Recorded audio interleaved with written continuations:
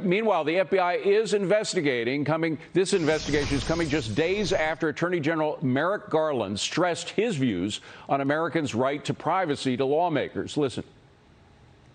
Extremely serious matter. People are entitled, obviously, to the greatest privacy with respect to their tax returns.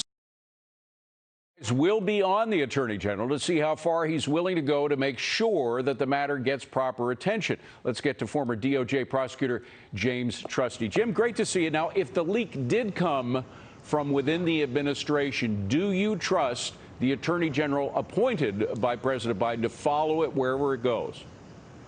Well, hard to know. I mean, it's really early into his tenure to know how much character he's going to display, but I think so. And I have no problem with the concept of chasing leak investigations. We've become much too tolerant of leaks in this country. There's a reason why materials are private or classified, so I hope he comes through on it. Now, IRS data is considered sacred, and a lot of previous administrations have leaked information. It happened so often, in fact, that I believe it was during the Nixon administration they actually made it illegal to do so. It's kind of surprising it wasn't done that way before. But the IRS is thinking of changing rules, led by Treasury Secretary Janet Yellen, to give them even more authority to look into our personal records. They say it's just going to be for rich people making over $400,000. That has a way of working its way down to everybody. But does that concern you that the IRS is going to, they want the IRS to have more access not only to your income, but to your outgoing, to stuff to people and organizations that you send checks to?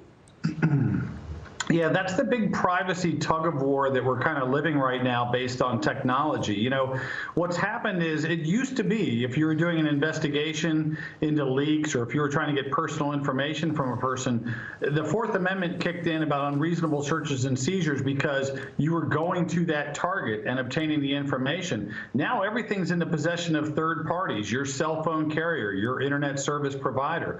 So it's very easy. It's a big temptation for government to reach out to that third-party provider. We're not really implicating you, Mr. Trusty. We're just going to your internet provider, and they get a wealth of personal details that way. So again, just because something's lawful or within policy doesn't make it a good thing in terms of the privacy interests of the country. And it's the intersection between the IRS and what it has access to and the policymakers, the people who appoint them very often.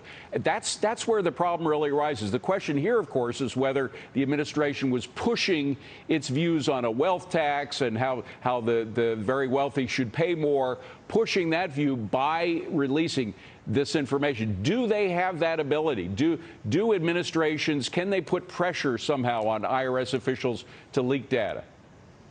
Yeah, I hope not. You'd like to think they're independent, but we've had a recent history in recent years of some IRS political behavior that looked pretty bad. I mean, the question was kind of where it was rooted. So I think they can put that pressure on, and they can try to get the IRS to comply with kind of their political objectives, and that's a bad moment for all of us, no matter what side of the aisle you're on. Now, the wealth tax itself has some problems. I know you haven't investigated the constitutionality of a wealth tax or not, but just the idea, and this is one reason why a lot of the countries in Europe that tried it got rid of it, but the idea that you'd create this extra policing factor in the IRS that would give them the ability to track down everything you own, to value it, to assess how much you're worth and tax you on that rather than something that you can assess pretty easily, how much money you make.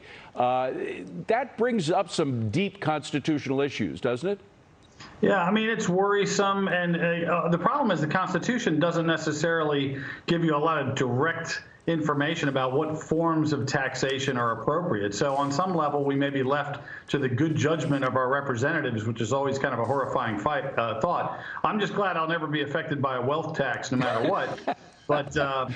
But I think it does raise some legitimate concerns. Again, it's always the camel's nose under the tent. You know, they justify a new type of taxation. It's the tactics, it's the enforcement actions that we have to worry about. And you're right to think that they'll get that digital fiscal footprint from everyone in pursuing a tax like that. Right. And there are two things that have happened recently that prove that. One, all of the leaks that we're getting, all the cyber leaks that really predated the pandemic, and then the pandemic itself, and the degree to which government invaded our constitutional rights and our liberties and so forth. I think those two factors combined put us in a very dangerous point in our history. We have to be careful about that. Jim, great to see you. Thank you very much for coming in. Appreciate it.